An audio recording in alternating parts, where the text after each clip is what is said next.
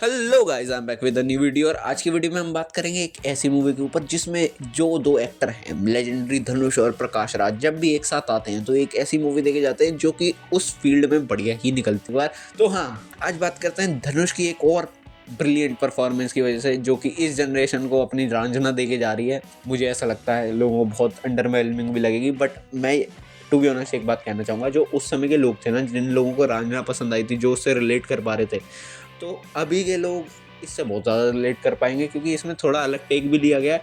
क्योंकि मुझे लगता है कि मॉडर्न टेक कह सकते हो, बहुत ज़्यादा भी मॉडर्न नहीं है, बट हाँ, स्टोरी मुझे पसंद आई। आओ उस पर बात करते हैं, कैसी है। मूवी में हमें दो कैरेक्टर दिखाए जाते हैं, Shankar played by Dhanush and मुक्ति प्लेड बाय कृति सेनन। तो हाँ, मूवी में इन दोनों के बीच में एक मेंटर दिखता है। कैसे दिखता है? एक लफंगा है जो बस मजे करना चाहता है, और मतलब जो चल रहा है वो चल रहा है, वो प्रेजेंट में जीता है और मारकूट बहुत तगड़े करता है। बट कृति सेनन एक थीसिस लिख रही होती है जिसमें वो कहती है कि मैं किसी भी वायलेंट इंसान को नॉन वायलेंट बना सकती हूँ चेंजेस करके उसकी लाइफ में। जो कि वो थीसिस को रियल प्रूफ करने के लिए सब्जेक्ट किसको लेती है? अपने कॉलेज के सबसे लफंगे लड़के को, जो उसकी थीसिस को इंटरप्ट कर देता है आके। तो हाँ, मूवी स्टार्ट होती है वहीं से, और धनुष को भी वो बहुत पसंद आती है। पहली ही बार देख के प्यार हो जाता है भाई। वो गिर जाते हैं पूरे प्यार में। लड़की कहती है कि ठीक है, तुझे मुझसे प्यार है, मुझे तुझसे काम है, ठीक है। दोनों का वो काम करते हैं, तू मेरे साथ रह, मैं तेरे साथ रहती हूँ। बट जो चलेगी स्टोरी, वो चलेगी किसी और के हिसाब से। तो हाँ, मूवी ऐसी स्टार्ट होती है। और मूवी में जब मूवी में हमें दिखाया जाता है कि वो उसको बिल्कुल नॉन वायलेंट बनाना चाहती है, एक वायलेंट इंसान से जो बहुत ही तगड़ा वायलेंट था, तो वो अपनी डू की सीट भी छोड़ देता है कि कोई नहीं, मैं नहीं हूँ आज से, तुम्हारा प्रेसिडेंट कोई और है, ठीक है। और क्या कहता है वो खिड़की तोड़ो, नहीं वो नहीं, ये बच्चों के लिए खिड़की बनी है थोड़ी, ऐसा कुछ नहीं कहता है, वो बस तोड़ने लग जाता है बाहर जाके। तो फिर वो कहती है कि नहीं, ड्राइवर से माफ़ी मांगो और चाटा खा, किस लिए? मैं तुझे मस्ती दूंगी, मौज दूंगी, ऐसे कुछ कहता है। हाँ, तो हाँ, मूवी में कुछ कुछ एलिमेंट्स हैं जो कि तुम्हें लगेंगे कि ठीक है।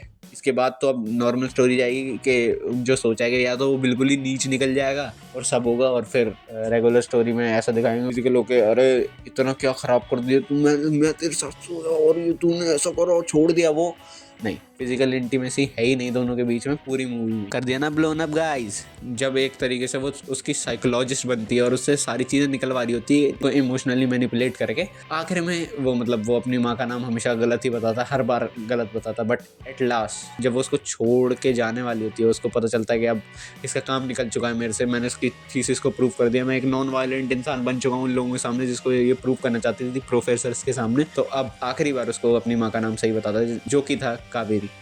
और मतलब वो इमोशनल सीन हो जाता है उस लड़की के पॉइंट ऑफ व्यू से, क्योंकि वो साइकोलॉजिस्ट थी। आज तक वो जो पूछती आई एक सवाल, उसने कभी जवाब नहीं दिया, बट एट द एंड दिया।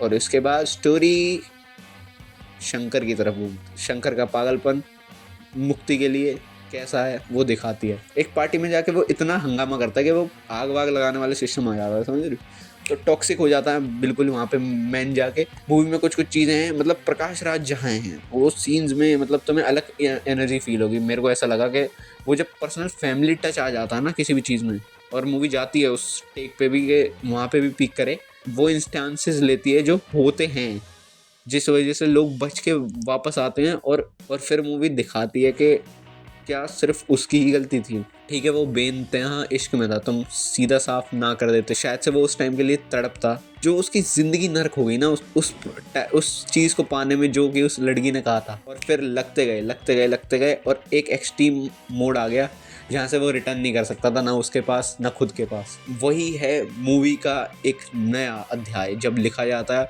और फिर दो कैरेक्टर्स उस अध्याय में मिलते हैं एक दूसरे से।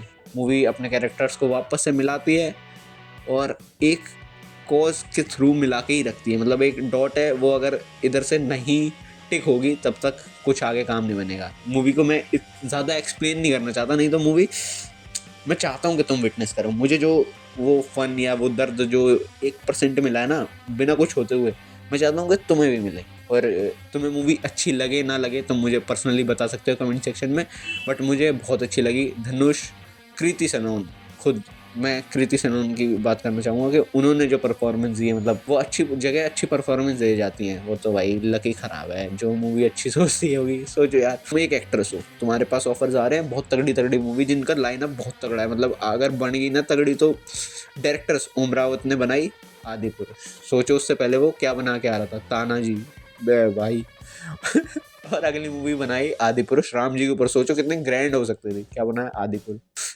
बे भाई। और फिर गणपत, सोचो modern times, tiger Shroff, action हो सकता था बहुत तगड़ा, पर उन्होंने क्या बनाया, गणपत। उस पर तो मैं सोचता हूँ कि कैसे सर ने, दी बिग बी ने हाँ कर दी उसके लिए। ठीक है, गलतियाँ इंसानों से ही होती हैं। उन्होंने तो अपना पश्चाताप कर लिया था कल्कि में आके, और यहाँ इनका हो गया। तो हाँ, मूवी बढ़िया है, मैं चाहता हूँ कि तुम लोग देखो। तुम्हें भी वो एक जो होता है ना कि इस टाइम की रांझना मिल जाए अपने समय की। मुझे ऐसा पर्सनली लगा, मैं बहुत गलत हो सकता हूँ, तुम्हारे पॉइंट ऑफ व्यू बहुत ज़्यादा डिफरेंट हो सकते हैं, तो मैं बिल्कुल ही ना पसंद आए, मे बी मुझे बहुत पसंद आई।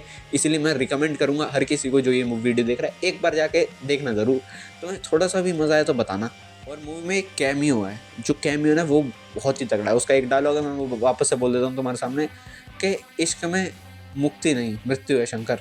और वो दिखता भी है उस डायलॉग के बाद से इम्पैक्ट होता है ना मूवी में, वो मूवी चेंज है उस डायलॉग के बाद, तो वो ज़रूर देखना। तो एक डायलॉग है शंकर का कि शंकर करे तुझे भी बेटा हो, ताकि तुझे भी पता चले जो प्यार में मर जाते हैं वो भी किसी के बेटे होते हैं। वो पूरा सीन डायलॉग भाई।